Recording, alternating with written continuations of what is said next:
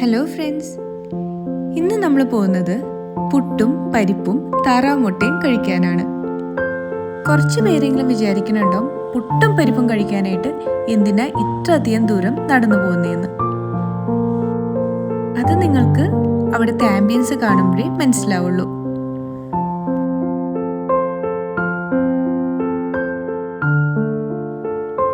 ഇതുപോലത്തെ ഒരു ഓപ്പൺ സ്പേസിലിരുന്ന് ഇതെല്ലാം കണ്ടിരുന്ന് ഫുഡ് കഴിക്കുമ്പോഴൊരു രസം, അത് നിങ്ങൾ എക്സ്പീരിയൻസ് ചെയ്ത് തന്നെ അറിയണം.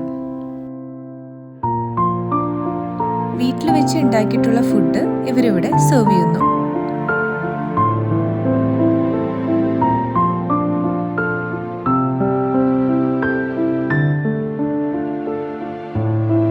നമ്മളിവരുടെ പുട്ടും മുട്ട റോസ്റ്റും പപ്പടവും പിന്നെ പുട്ടും പരിപ്പും പപ്പടവും ഇത് രണ്ടുമാണ് ഓർഡർ ചെയ്തത്. ഇവിടുത്തെ പരിപ്പിന് ഒരു പ്രത്യേക ടേസ്റ്റാണ് ഉള്ളത്. പരിപ്പൊക്കെ ഇഷ്ടമുള്ളവർക്ക് ഇത് എന്തായാലും ഇഷ്ടപ്പെടും. മുട്ട റോസ്റ്റിലും നല്ലത് ഇവരുടെ പുട്ടും പരിപ്പും പപ്പടവും തന്നെയാണ്. അതിൻ്റെ ഒപ്പം ഒരു താറാവ് മുട്ട പുഴുങ്ങിയതും. ഇപ്പോൾ നമുക്കിവിടെ ഹോം മെയ്ഡ് അലുവാസും അവൈലബിൾ ആണ്. ഇതെല്ലാം കഴിഞ്ഞ് ഒരു ചായയും കൂടി ആവുമ്പോൾ എന്തൊരു രസം! ഫുഡിന്റെ ടേസ്റ്റിലും കൂടുതൽ ഇതുപോലത്തെ ഒരു സ്ഥലത്തിരുന്ന് ഫുഡ് കഴിക്കുമ്പോഴുള്ള ആ ഒരു ഫീലില്ലേ, അതാണ് ഇവിടുത്തെ ഹൈലൈറ്റ്.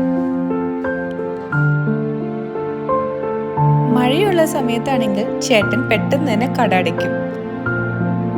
അതുകൊണ്ട് നേരത്തെ വന്നാലേ ഇത് ട്രൈ ചെയ്യാൻ പറ്റുള്ളൂ.